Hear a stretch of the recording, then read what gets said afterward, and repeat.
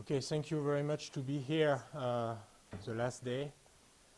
And it's first of all just many thanks to the organizers, especially to Maureen and Romain for having invited me. They have planned me the last day, so it may mean that it's the worst invited lecture, or it can be the best one. You will say it with clear, unclear. Okay? I've been told also plenty of things yesterday night, that I should remove all the equations, that I should say a few words, special words during my talk. So if there are some stuff that you don't understand, that's normal. That's private jokes with a few people just drinking a lot in the bar. Okay? And concerning the equation, unfortunately for geologists, I've put plenty of them.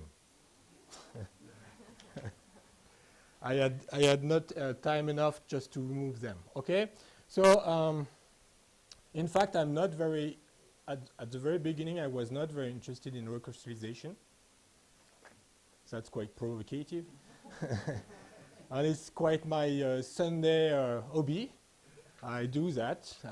We had no PhD student for a long time, and at some time I was used to work with Samuel Forrest in Sunday Material, and we have the chance to collaborate with a few PhD students working on that.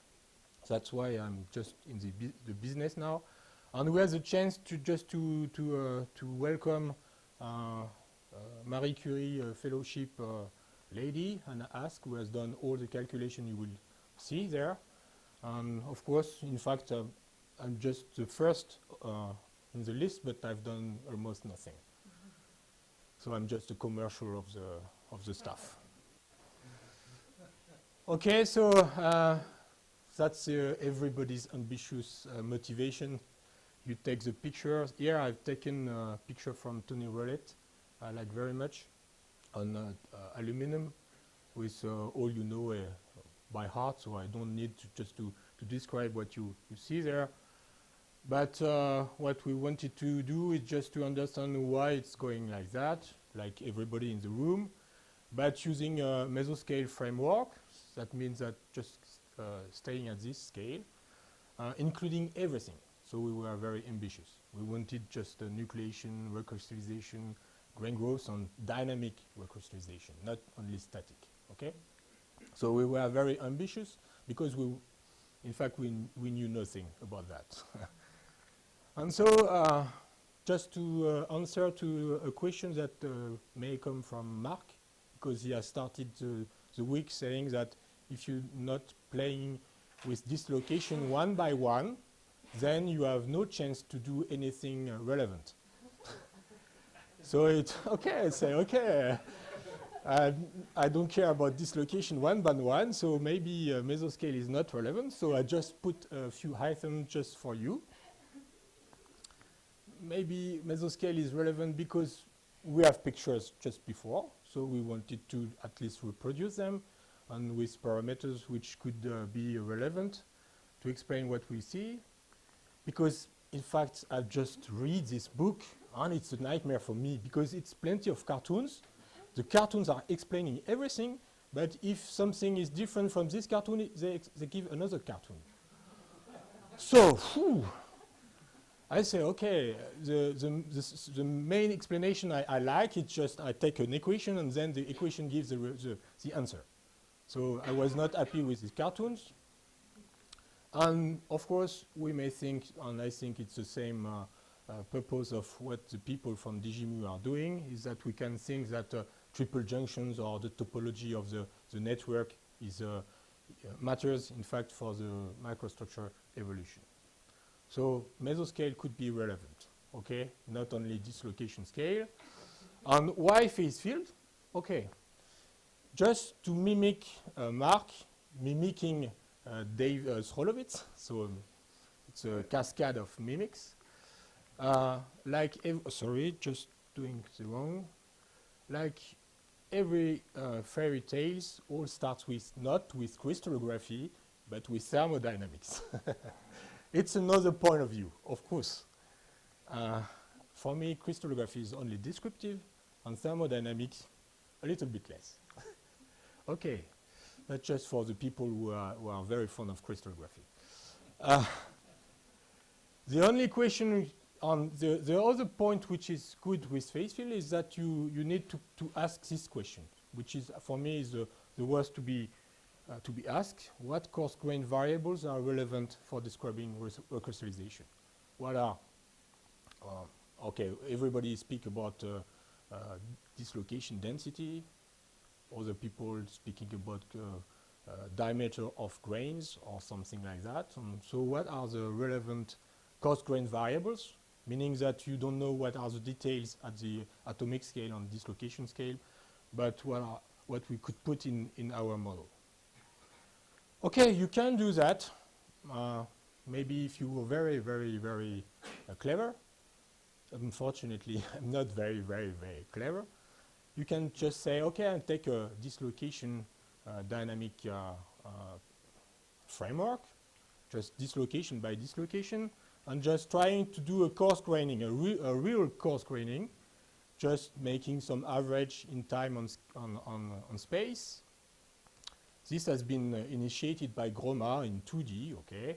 So it's playing with dislocation, moving on the right and on the left, and just trying to make a coarse graining and to end up with evolution equation for dislocation density.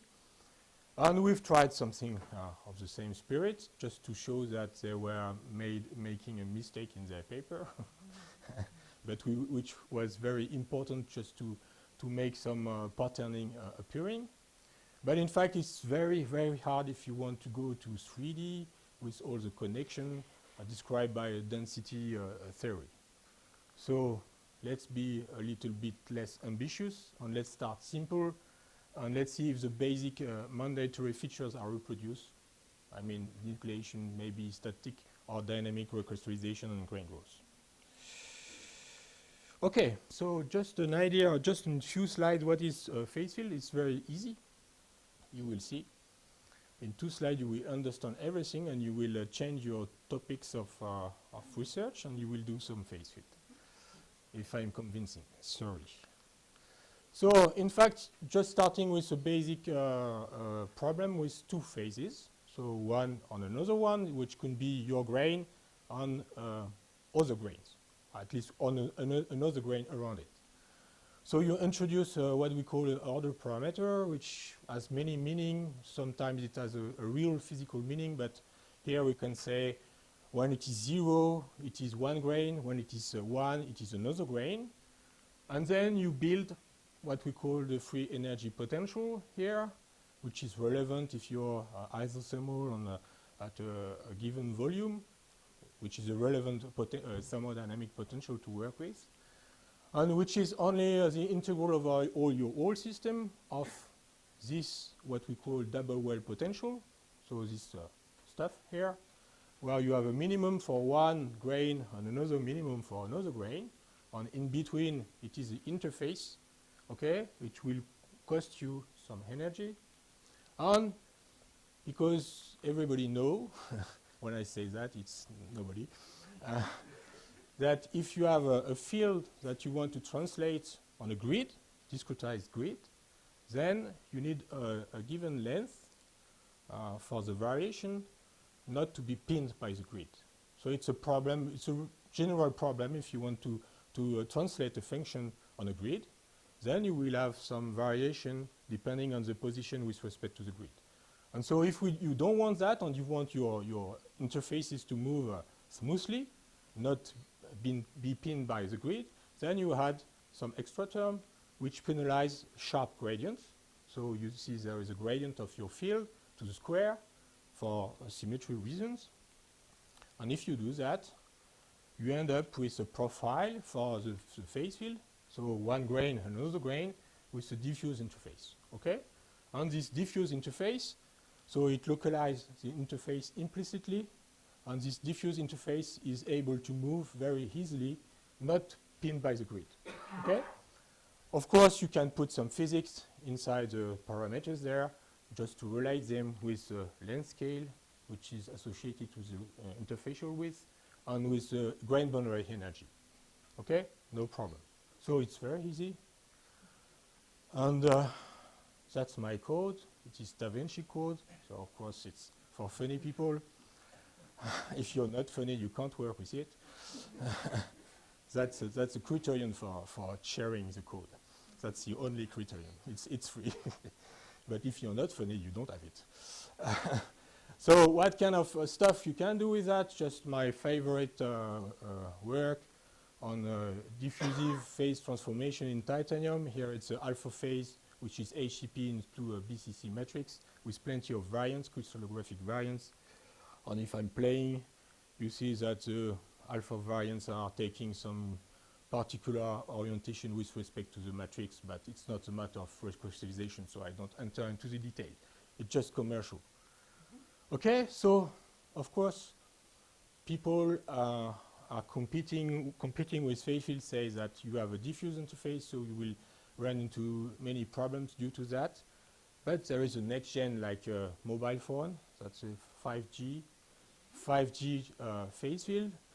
This is what we have called with my colleague from Onera, Alphonse Funel and Yann Lebois, sharp phase field. So it's quite antinomic. I tell you that you have a diffuse interface, but in fact we have been able just to rephrase everything in a discrete framework such that the interface width is below 1 grid spacing, so without any grid pinning. Okay? So now what is very interesting with that is that you see my previous calculation with a few precipitate. Now we are able to do something like 100 by 100 by 100 objects. So precipitates, so we can do statistics. Here it's a gamma prime superalloys, so we can do real statistics, not only statistics with 100 grains. And my colleagues, they're just working to extend this stuff to grain growth, and it is working. I've seen the calculation, but they don't want to give it to me. Okay, so I will tell you how you can just extend this framework just to describe grain growth. This is very easy. You can say that you have as many wells as you have grains. So you have 1 order parameters per grain, so it's not very cheap. Okay, and you can write down exactly the same kind of free energy function as before. You have what we had before, the double well, but the double well is a multi-well, so you have plenty of function with square on power 4, and you have other extra term for connection between the different fields. You can relate this field more or less with orientation of grains. So it means that you have a kind of model where the order parameters is the orientation of the grain. And you see exactly the same, in the same spirit, you add the gradient square just to have diffuse interface. So this is not the next gen phase field version. It is a very simple one that you can find in many publications. And why is it so popular? Here is what I give to my master students. Okay, this is 4 lines of Python or 6 lines of Python just to solve everything. So very efficient. So what it means for the simplest version, of course, if you want to make some anisotropy of many things, it's much more complicated.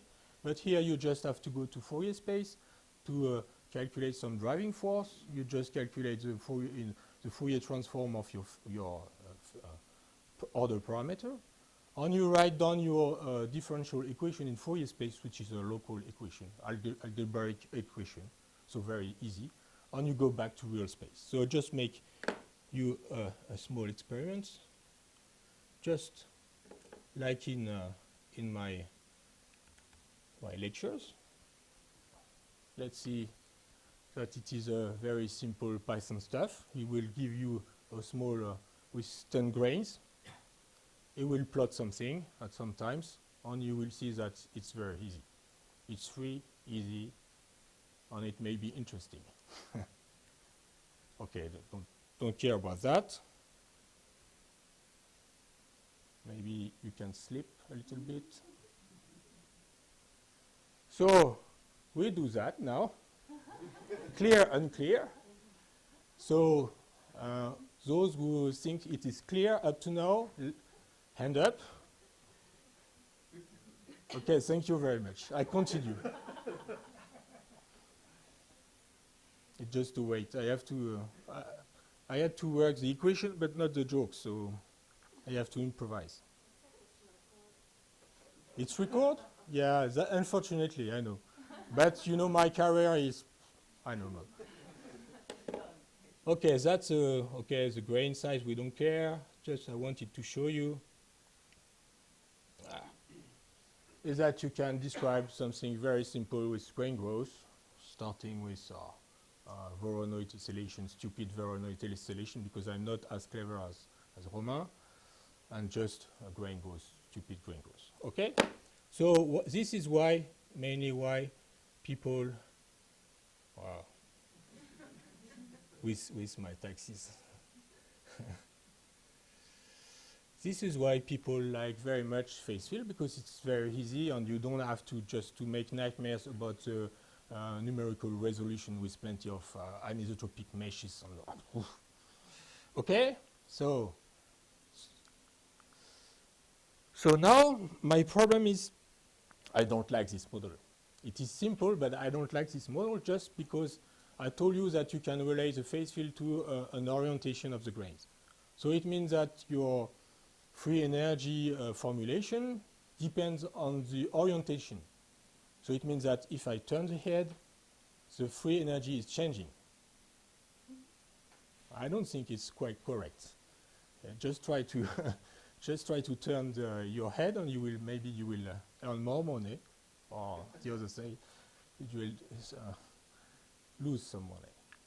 Okay, so I was quite unhappy with that, and I told my colleagues that we should not write down something depending on theta, but on, that means the misorientation. So something of the same kind of as before, except that here the free energy which doesn't depend on the environment should not depend on theta, and that we should have something which depends on the gradient of theta. Okay, so not very complicated. And if you're doing that, so if you have a simple setting that you know phase field very well, so you know that you will write down this term as a gradient to some power alpha. And if you make a very small cartoon where you have your gradients that you approximate by some linear profile, then you can make a simple calculation that your free energy is, of course, this is 0, there is no gradient. This is this length, okay, times the gradients, that is only the delta, the misorientation, divided by the length of the interface, okay, and it was at a power alpha. So it gives you something like 1 over the length, the interfacial length, width, to the power of alpha minus 1, and if you put something like, I'm very, okay. If you put something like alpha equal to 2, as usual in phase field, or something larger, then you will have something like 1 over L, and it will, the free energy will have a degree of freedom just to enlarge the interfacial width, just to decrease the free energy. So you will never be able just to locate some grain boundary with this kind of energy. Okay? So of course there are some intelligent guys saying that, okay, if we put some parameter inside just before, making it very singular when you have a particular value when you're inside a grain boundary, then this term will not make the system to vanish into something homogeneous. And there are other guys doing some mathematics. This is Giga. Giga is just a Japanese, doesn't mean that it is very, it's 1,000 or hundreds. and it's funny because it was Giga and Giga in another paper, so it's double Giga. And they just propose that it is, you just have to take only the norm of your gradient of misorientation, which is quite interesting because it is singular when the gradient equal to 0. Okay, I'm very, very slow. I have to be very careful about my timing. Okay, so if you do that, then you will stabilize the interfacial width, the grain boundary width, on if you just enter as another parameter theta, or degree of freedom, then you will have the possibility to change the orientation with respect to the other one, but not just to move the grain boundary. So these guys came into the business in around 2000. Warren Kobayashi, Craig Carter. They just proposed a new phase field model, which is not very popular in the phase field community because it is very stiff to solve. That's the main reason. And what they have proposed is something like you've seen before. Sorry, here sometimes, okay, it should be phi. Okay, it's not eta. So you have something like before, saying that phi is something like crystallinity, degree of crystallinity. So if you're in a crystal, you're 1. If you're not in a crystal, you're in a grain boundary, it's a mess, so you're 0. So you have something like a phase field, regular phase field, and they put something which depends on the mirror's orientation and not to the power of something. Okay, so it will give you a localization of the variation of theta times something, because you need a coupling between this crystallinity and the orientation. Or it gives you a few features of this function, but you don't care. And they have added some kind of regularization of the theta field just to make the grain boundary to move easily and not pinned by the interface again. Okay? So for this part, they just have proposed something like if you're a perfect crystal, you're here, so you have no energy. But if you are in a grain boundary, then you have some energy cost, which is associated with this free energy function. For the recording, I'm just making a mistake, just to going backward and forward. It will be a mess just to look at. What we made a very teeny modification of this model just to put some stored energy. So with respect to the comment of Aken, we are really doing some incremental research, teeny incremental, saying that, of course, if we add some stored energy with dislocation density, we should have not a perfect crystal, but some crystal with a crystallinity which is lower than a perfect crystal, and an energy which is a little bit more, and associated with some, let's say, stored energy associated with the dislocation. Okay? So we've proposed that, and we were quite happy just with respect to the pictures we can get. Because this guy, just Guillaume Abrivard, at that time, was working on his PhD, so he has implemented this in the finite element code of Centre des Matériaux, so ZZ. And he had performed some static recrystallization. He was making some calculation, finite element crystal plasticity calculation. He fed a phase field calculation with stored energy, and just looking at the variation of the orientation field, which is giving you the grains, the crystallinity field, which locates the grain boundaries, and here the stored energy, and when it's blue, it's 0. Okay? So here is the stuff.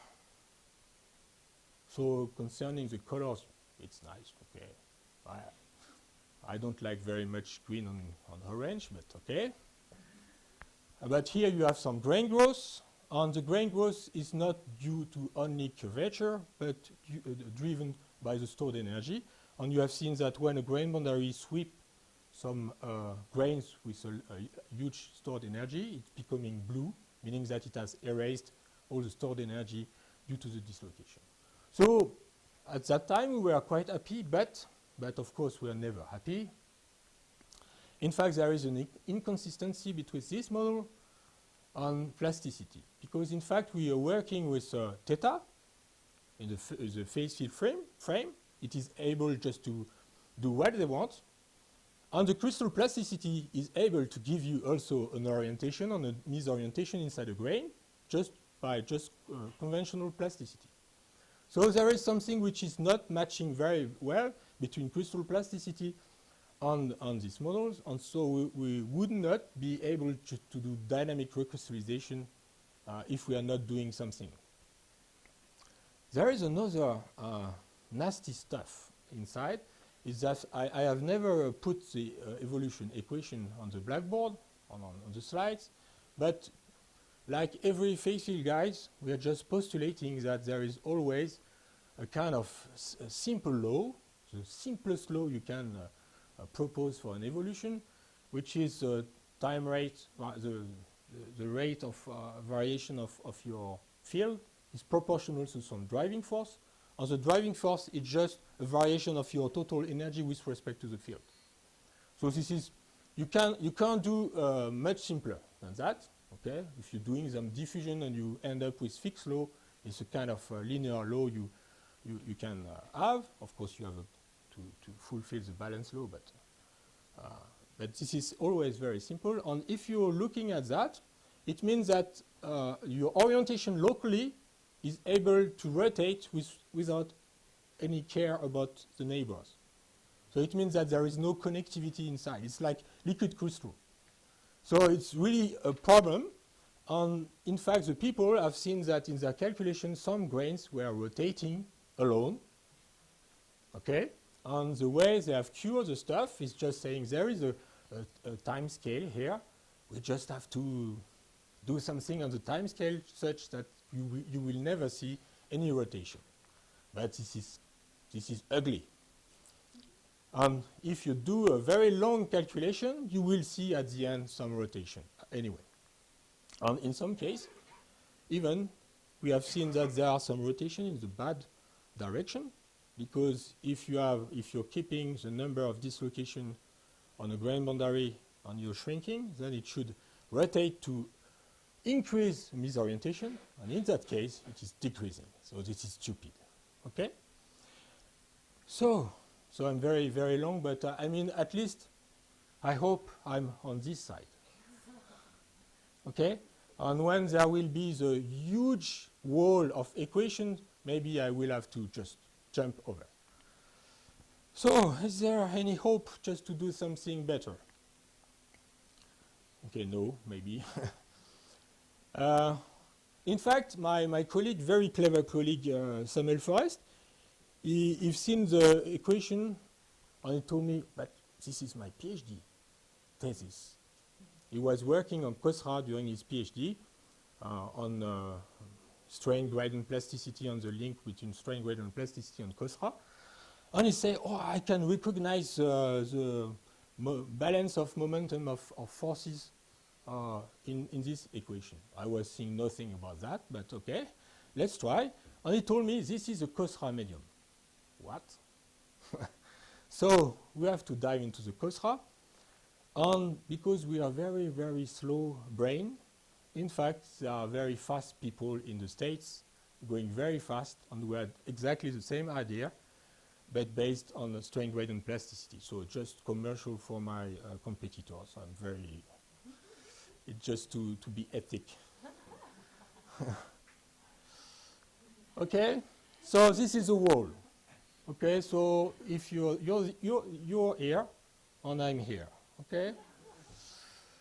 So just a few words about COSRA. I must confess it's not complicated. It's not it's complicated, and it's not very easy to understand at first sight. Okay. So if you catch only 10%, you're very, very strong. If you catch 20% or 100%, okay, just come to work with me. I would like to learn from you. So a COSRA medium in very simple, you have a normal medium, you have only displacement. You're playing with displacement. That's all. And here, it's like any points of your medium add a spin. I mean a arrow indicating how it is oriented in space. Okay? And so you have another degree of freedom. You're allowing the dots to spin. okay, without any, you don't care about translation. You can spin, you can translate, or you can do both, but independently, okay? So Khosra medium is something more general than Cauchy medium, and so you have to work with this degree of freedom, which is here just a pseudo vector of rotation, which can be related to a tensor. So my mustache here is indicating a second order tensor, okay, with exponential map. It's really conventional for those who are dealing with rotation. So you can write down exactly as for a Cauchy medium your strain gradient. So this is just identity plus the gradient of your displacement. So everybody is doing that. But if you're having a look at the difference between two rotations of two neighboring dots, and you're trying to relate these two with respect to the distance between them, you can make appear this ugly gamma tensor, where you see that there is a gradient of some rotation transpose. You don't care about the details of the calculation, okay?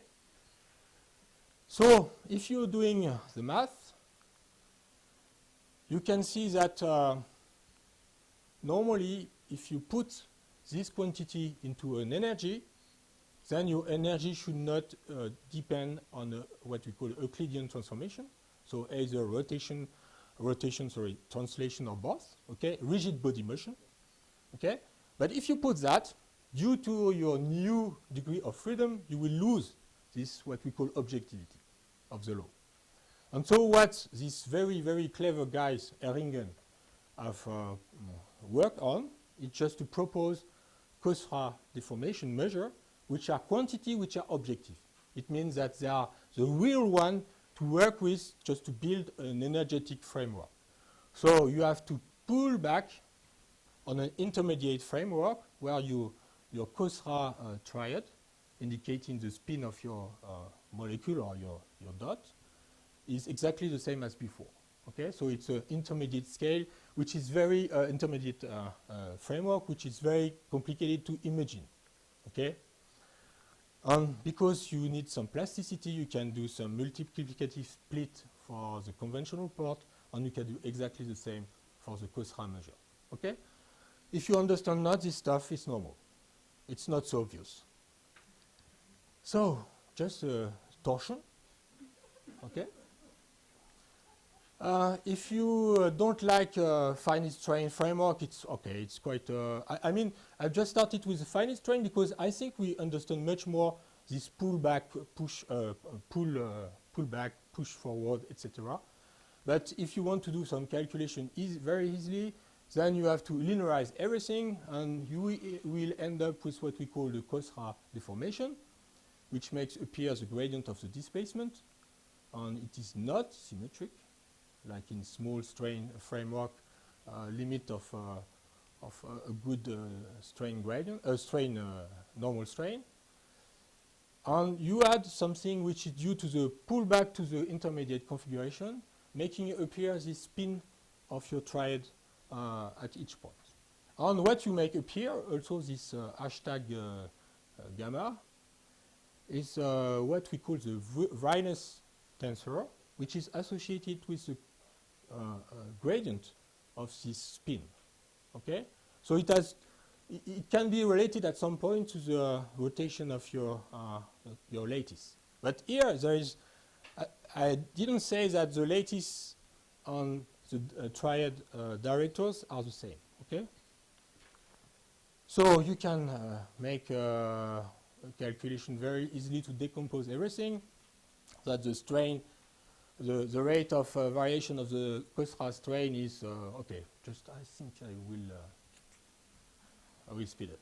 Okay, so you will understand nothing. So we are on that side. Okay, we just.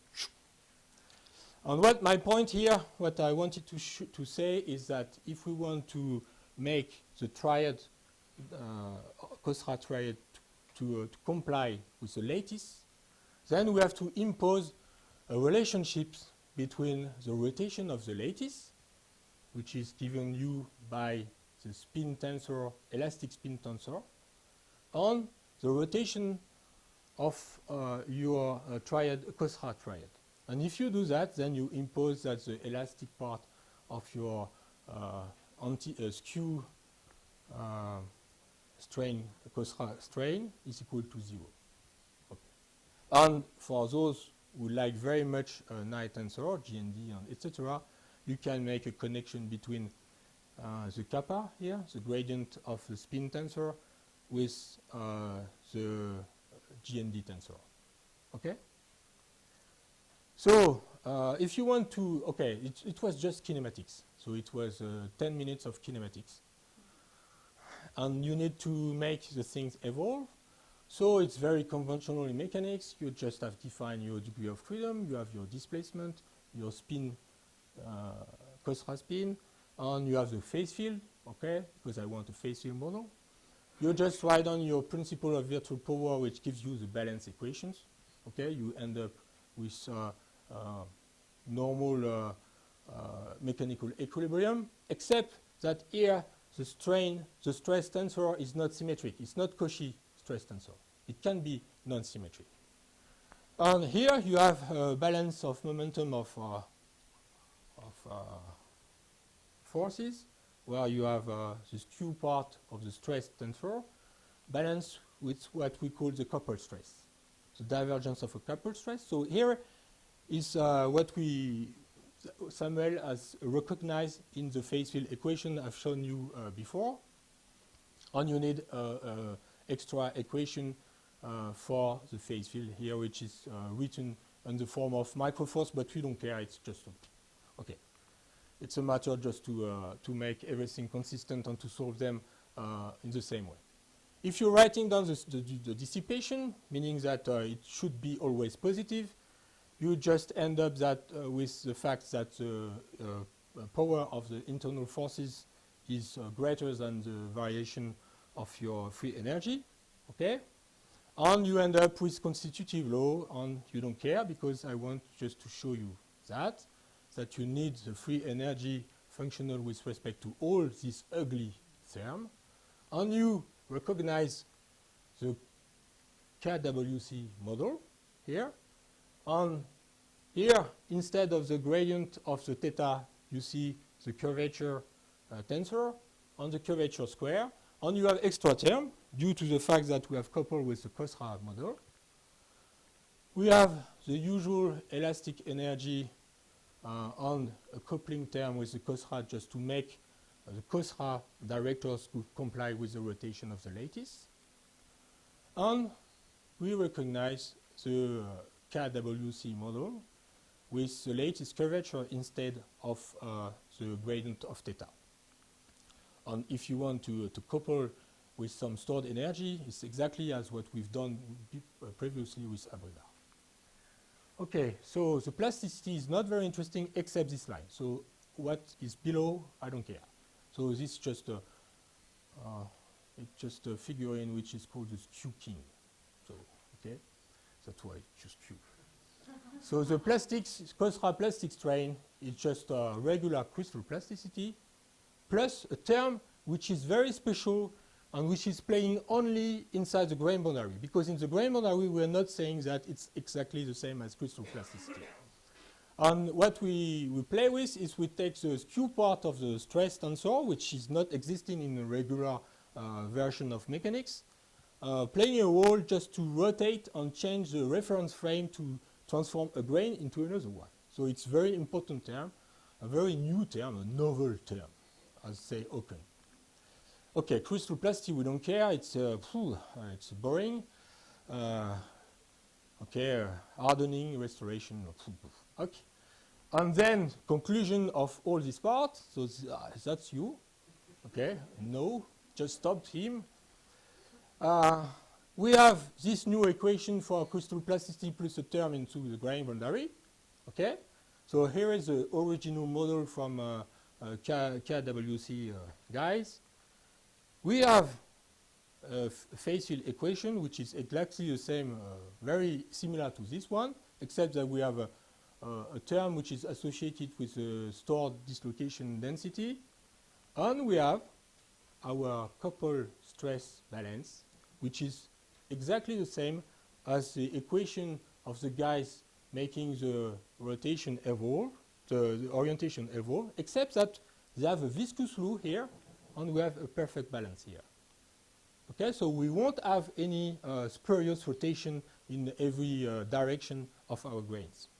So here is a very simple settings just to check that our huge modification is working.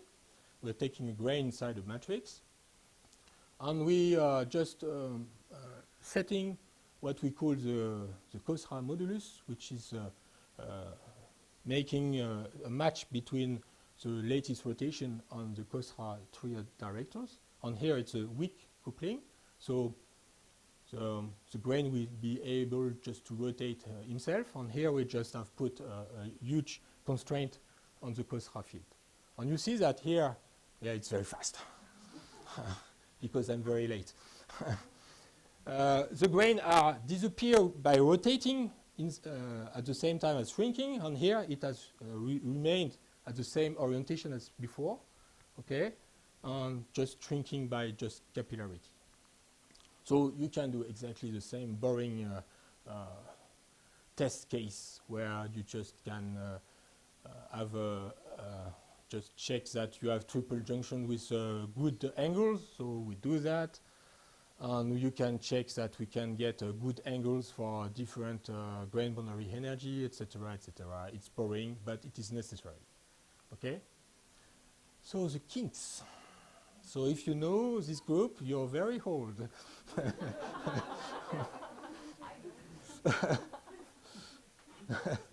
I mean, I know it, but I'm not very old, so it's a counter-example.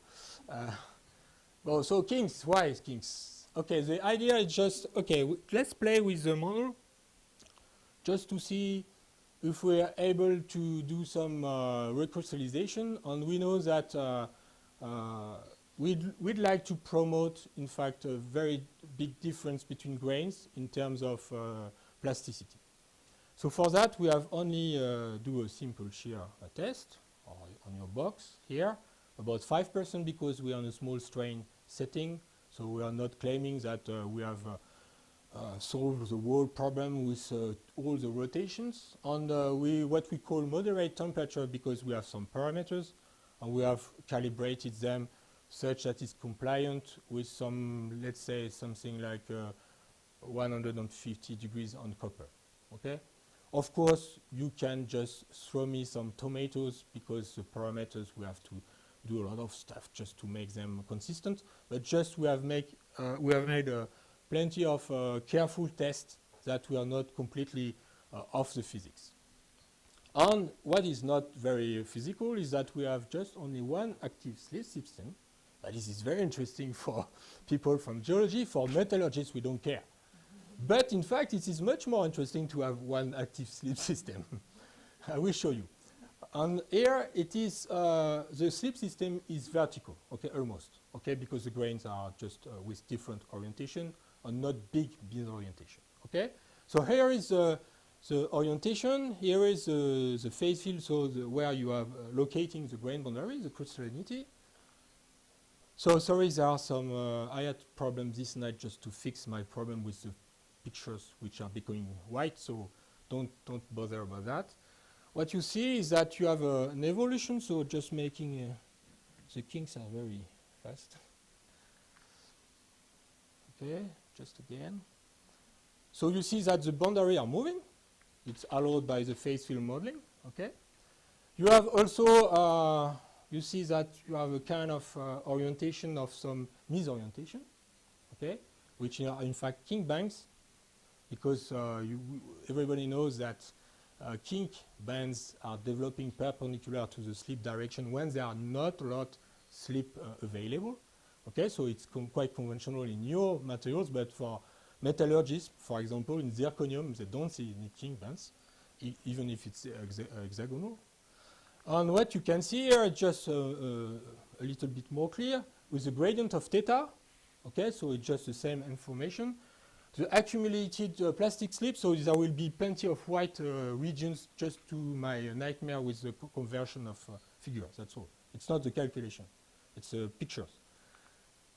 Okay, And what you see is that you have localization of rotation associated with accumulated slip, which are king bands, because the slip system, I've told you, it's almost vertical. Okay? And associated with the king bands, you have huge rotation there, located there. Okay? And if you have to want to have a look at the same thing, but in terms of dislocation density, okay, it's almost the same as accumulated plastic slip. Sorry. If just I'm almost finished, hopefully. So if you're doing a longer calculation and you're changing the threshold of the colors, and you're just comparing two things, on top with only one slip system, so very easy just to develop some king bands and to develop heterogeneity inside the different grains. On bottom, you have 4 slip systems, so much more isotropic, so you won't have many localization of plastic deformation, so not much heterogeneity. What you see is here is the location of the initial grain boundaries, and you see that there is here huge movement, which is associated with the fact that there is a lot of stored energy which is driving the process. And here, because you have a plasticity which is almost uniform, it's not uniform but not so heterogeneous as here, then you have mainly a variation of the grain due to the capillarity, okay, to the curvature term. So it's, of course, it is what you expect. It's normal. No, it's not normal? Boring. Yeah, it's boring. So something less boring is that if you have zoom, so less boring means that we understand nothing. Okay? So it's quite annoying for a guy doing a model, because you're playing with the model, it's giving you something you don't understand. Okay. But still, it means that maybe it's interesting. If you have a look at some location of this previous calculation, we see here it's rotation, here it is dislocation density, here it is the gradient of the orientation, of the rotation, okay, and here it is the phase field. You don't care about the phase field, but what you see is that there is a king band here with a huge rotation, and it is decomposing, disappearing here, and leaving some small spots which are corresponding some small spots which are completely blue, corresponding to the disappearance of dislocation. So for us, maybe it's a sign that the model is able to give you some spontaneous nucleation due to heterogeneity of dislocation, but rotation also. So it's maybe interesting. So we have to work on that more precisely. And it's not an artifact of this calculation. We have done a huge one with hundreds of grains, and it gives you a kind of results like that. And another funny stuff, it's purging, because I've been told that purging is very important. So we were looking at all grain boundaries to see if they are bulging. And here a zoom on a grain boundary, and we have seen this small stuff on different calculations. So it's only one particular example. So this bulging is due to the boundary condition, so we don't care about this one. But we've seen that this one was surviving, and we were not able to see it just to develop, but at least it was surviving. And we may think that if we are just proceeding to other calculation with longer time, maybe we will have some bulging of a grain boundary just to promote recrystallization. So the summary, and I have still 10 minutes then to discuss with you about all my jokes. So this is a boring list of all what I've done with the previous slide. So a formulation of fully Cosroy phase field framework with a stored energy due to the geometrical necessary dislocation embedded inside the curvature, the lattice curvature tensor, a stored energy which makes the boundary moving due to the statistically stored dislocation. We have seen very nice picture thanks to the coupling between Cosroy and phase field, which makes the plasticity framework completely consistent with the phase field. So it's not decoupled as the previous work I've shown you. And we have, okay, this one. We can propose plenty of laws which are very convenient. And if you're very interesting, there are plenty of articles in plenty of journals who have H factor very low. So this one is the highest, and you see that we are declining to 0. That's my career. Okay? And if you are very interested or absolutely not convinced, and you want to be convinced, okay, you have to make an effort.